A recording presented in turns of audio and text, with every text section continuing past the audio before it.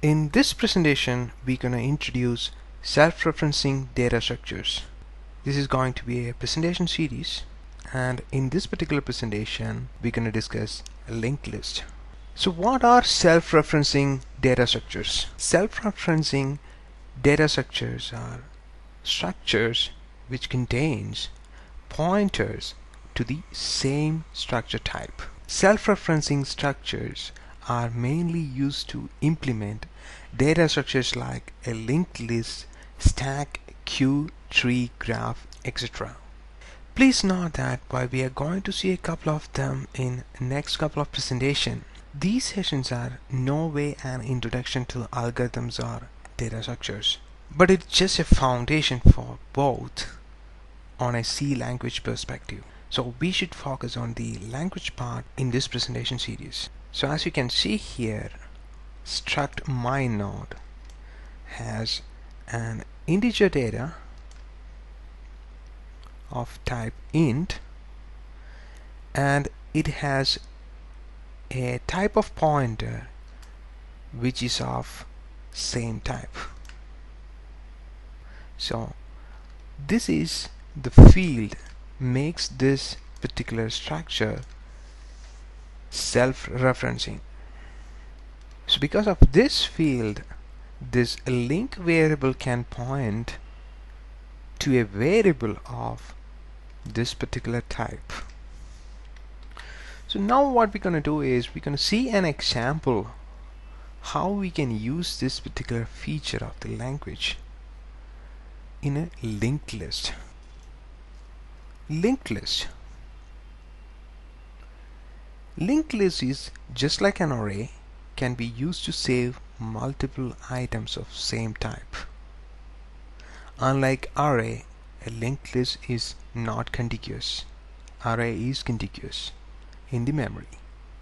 So linked list is a discontiguous memory locations linked together using the links of a self-referencing data structures, which we gonna see soon. It is a chain of self-referencing data structure variables. So that brings us to the concept of node. So node is one link in the chain. So linked list, as we mentioned, is a chain, and node is one of those links. It is a structure variable in C, normally a self-referencing structure. So it will have a pointer to its own type. It can have any amount of data. In the case of a simply linked list, the end of the list is designated by a pointer to null. So here is how a typical node looks. You can have any number of data here. The important field is this, which helps to link to the next node of the linked list. In the end, this field will be pointing to a null. So this is a pictorial representation of a linked list. This is one node. You can think of it like an array contains 4 integers, 1, 7, 3 and 9 as the elements, and it has links which is pointing to the next element or the next node. As you can see, the last link is pointing to null. Now let's see a demo of linked list to set it up and see how it is implemented. So we have a program here which has the structure node, which is, as we have seen, a self-referencing structure. I have a pointer type variable here as global myListHead. Now in the main, I have a temp variable here of same type node, and I'm allocating memory for that. So temp equal to node star malloc size of node.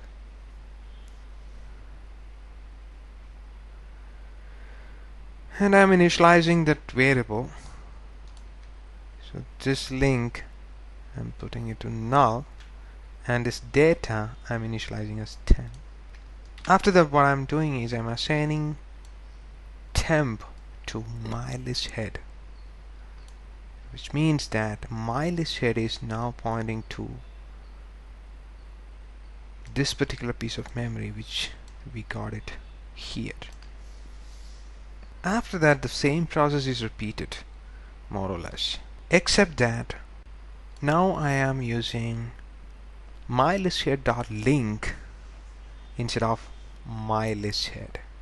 Again, I am repeating the process, and in this particular statement you can see there are 2 links, in this case 3 links. So let's see the run of this program. So I have the temp, which has a junk variable. Temp has junk variable at the moment, and my list set is obviously 0. It's a null pointer at the moment. Now what I'm doing is I'm allocating memory. I'm supposed to check the memory here. Suppose if the allocation is failure, I'll have a problem. But I'm purposefully not doing it, just to make things simple and to focus on some specific concepts here. So we got 005858B0. So I'm copying it,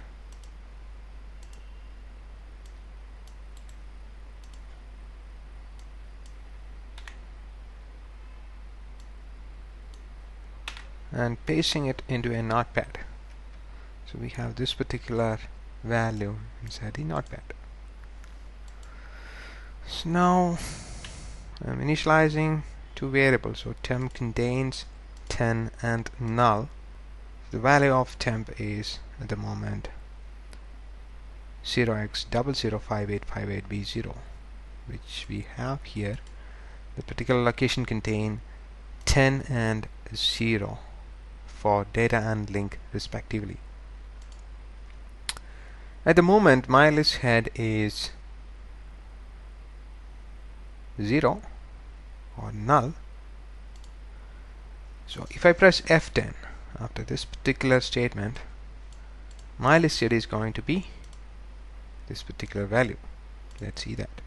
So my list head became 0x005858B0, which contains data 10 and link equal to null. Again, what I'm doing is locating another chunk of memory of type node. So the value of the temp going to change. So the temp got changed. So it is 005858. Now it is F8.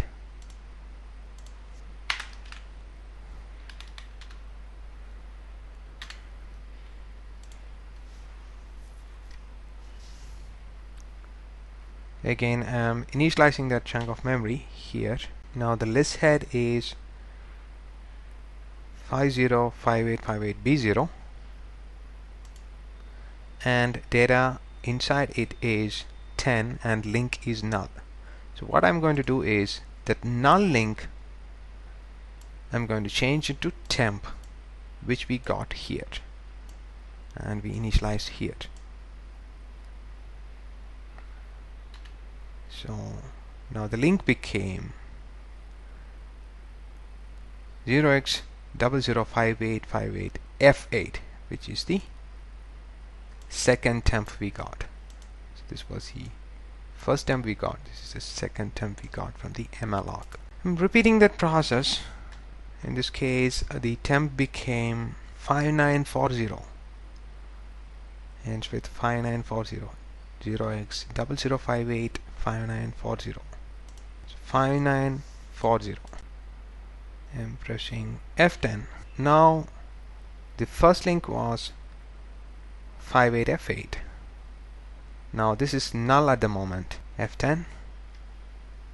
So it becomes 585940. Again repeating the same pattern. in this case 5988, 0x5988. So that is the latest memory location we have got from malloc. So 5988.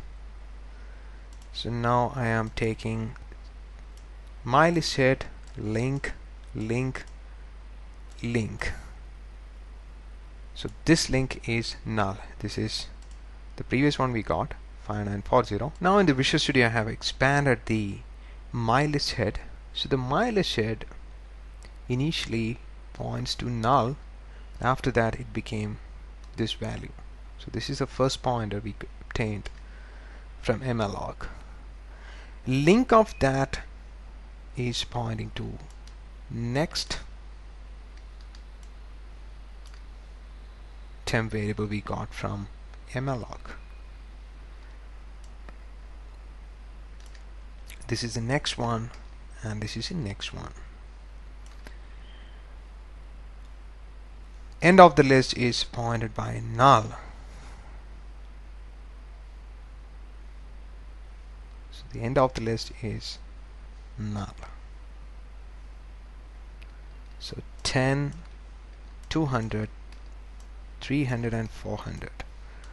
Those are the data values we have. This is how a linked list look in the memory. So this way of writing the program is not very scalable, so we are repeating a lot of code here. Suppose we have 100 nodes in this list, we'll have to write 100 links here.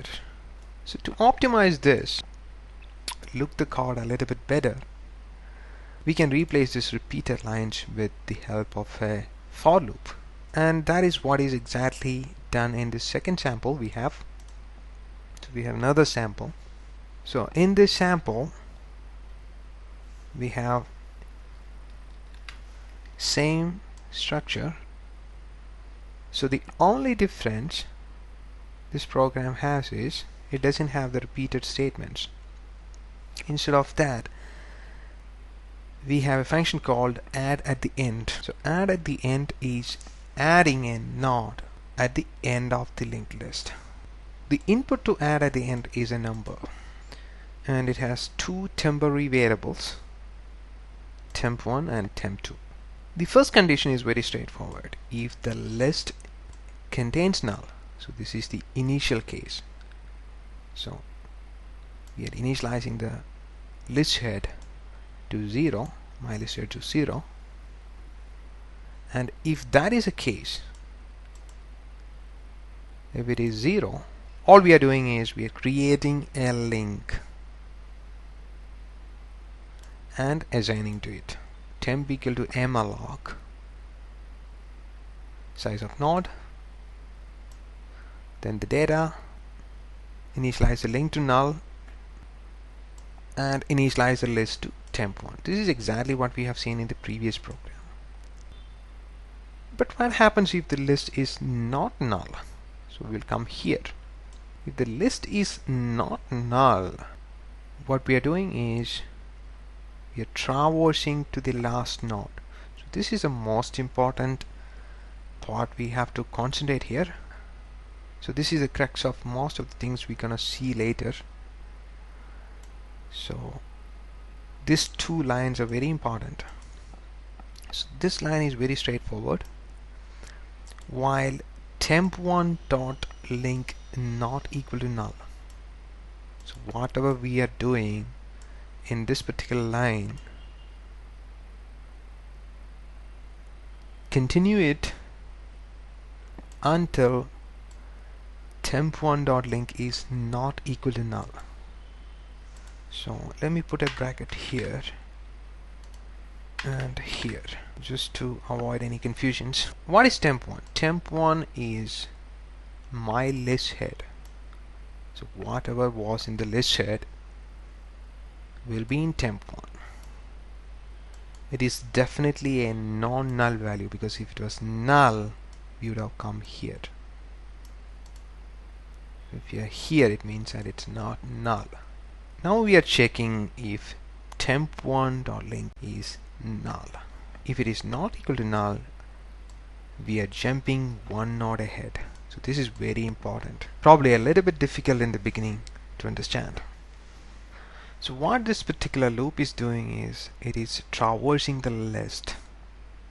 It is moving ahead the list until a null or the list is ended. So this is how you traverse a simply linked list. The output of the statement is temp1.link equal to null. Only in that case this loop will exit. These statements are very straightforward. So we are allocating a node here, initializing it, adding the number, adding the null. Before the statement temp1.link equal to null, because that was the exit condition for this particular loop. Now we are assigning the new node which has created here temp2 to the null temp1.link. So this entire else part, what it is doing is it's traversing to the end of the list, getting the null pointer which is at the end of the list, create a new node and assign to that null link. What we're going to do is we're going to debug this. In the main we are calling this function a couple of times with different numbers. So I'm going to put a breakpoint here. I have started the execution. So I'm going into the function. I'm going to press F11. Now F10. So the temp1 and temp2 contains junk values. My list head is 0. So it's a global variable which is initialized to 0. Return value of the malloc must be always checked, which we are not doing here for the sake of simplicity. So malloc is successful and we got a valid allocation 1C58B0. Now my list head contains that particular variable temp1, so it is the same value. So this part is straightforward, no complication, we have seen it before. Now that's it for that particular execution 10. So let's see what is inside the list. So it has 10 and a link is null, which is expected. That's what we have done here. Now the second execution come. I'm again pressing F11. So now this condition will become false because my list head is not null, but it is 0x001C58B0. So it is not null. It contains a valid allocation which we allocated in the previous execution. This is going to be false. So which means we are going to come to the else part of the loop. So in the else part, what we are going to do is we are going to assign temp1. What is the value of temp1 now? It's just junk. Temp2 is also junk because it's uninitialized local variable of a function. They are just stack variables. Now I have assigned temp1 to my list head, which means that it has the 10 and null, which my list head has. While temp1.link not equal to null do this. So what is temp1.link? Temp1.link equal to null at the moment. So temp1.link equal to null in this case. So we are not going to come into this part because it is null. So we are jumping ahead. So I press F10. I didn't get into this part because temp1.link equal to null. Now we are creating a new node using a malloc, initializing it and assigning it to temp1.link. Temp1.link at the moment is null. Temp2 we got it here from malloc. It is 0x001C58F8. So basically what we have done is we have traversed through mylist head, gone to the end and added a node to the end. So temp1.link here represent the last node of mylist head. Now coming to the next execution, I'm going to pass 130 F11. So we are not going here because this is not null. Coming to the while loop, in this case temp1.link or temp1 array operator link is not equal to null, so this condition is going to be true. So we're going to come here. So now what is the value of temp1? Temp1 is pointing to mylist head, so that's value of temp1, 0x001c58b0, 0x001c58b0. That is a value of mylist head. Now what is the value of temp1.link? It is 0x001c58 F8. So we are going to assign that F8, the value ending with F8, to temp1 here, which means we are jumping a node ahead. 0x001c58 F8 is the temp1. Now again we are going back to the while condition. Now let's check if temp1.link is null or not. So temp1 is 0x1c58 F8 and link of that is null, so this condition is going to be false. That's right, that condition got false, so we didn't get into this particular part of the while loop.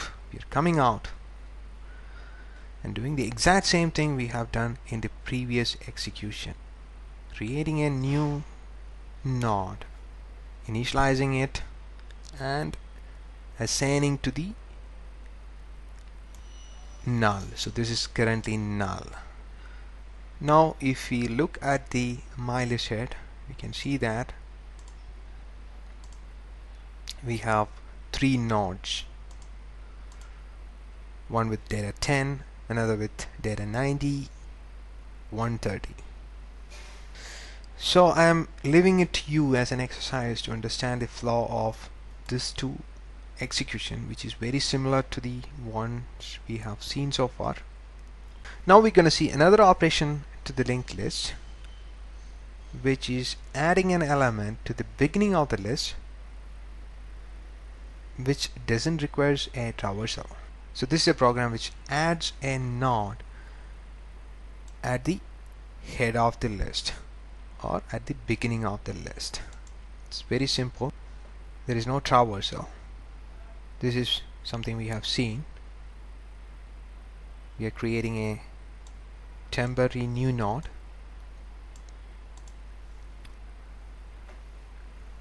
and here we used to put null. Instead of that, we are putting my list head here. Initially the my list head going to be null, so in the first execution this is going to be null. After that, what we are doing is we are assigning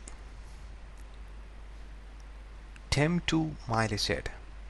So we will have a couple of runs through this program to understand it better. So I'm putting a breakpoint right here. So I have started the execution. So first we have added the head 10. So we are passing 10 to this particular function. I'm pressing F11. So I have reached here. So at the moment my list head is null. Contains nothing but null. I'm creating a temporary node using malloc and assigned data, which is 10 here, to the node, and I have assigned my list set, which is null at the moment, to temp.link. So what temp contains? Temp contains data 10 and a link which is null. Now what I'm doing, currently my list set is null. I'm assigning temp to my list set, which had data 10 and link equal to null. So now let's see the next execution. F11. At the moment the number is 130, which is the data. I'm creating a temporary node as before, and the data is obviously 130,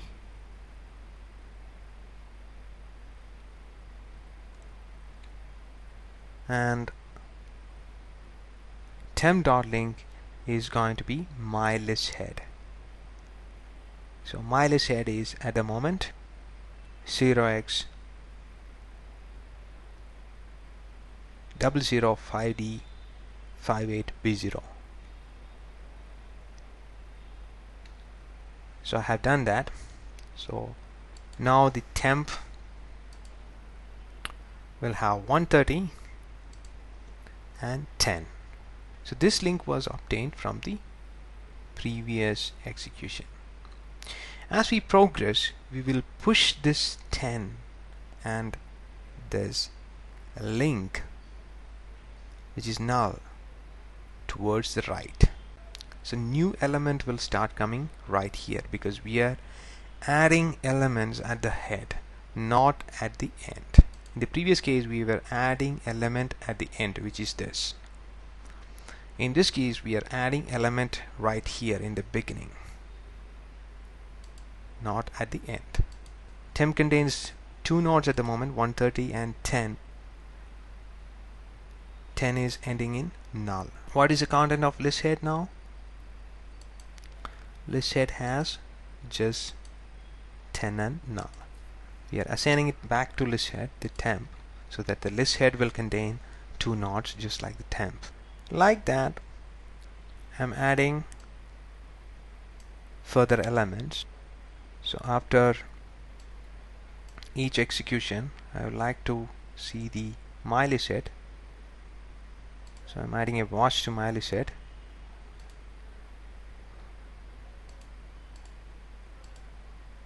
So now it has three elements. 120 came in the beginning, so now 110 will come in the beginning. So 110 came here, right here. Now 140 came here. Now 20 came here.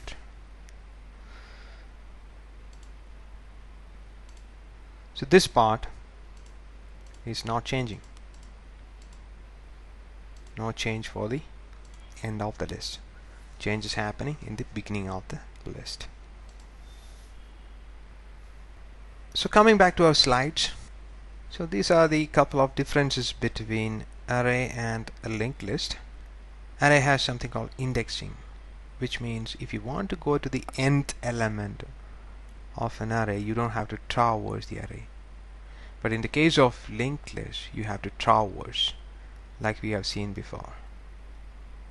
You have to go through each element and reach to the nth element. But in the case of array, we can index it. In the case of linked list, sorting is very simple. All you do is changing the links, not the elements itself. In the case of the array, we have to change the position of the element itself. Something called serialization, which we have not discussed so far, which is very difficult in the case of linked list. To serialize a linked list, we have to collect all the data in the linked list, make it into an array before we serialize it. Expansion is very difficult in the case of array, because array has to be deleted and to be recreated. So adding something in the middle is also very costly in the case of array, but linked list, it's very easy because all you need is create a node and change the links.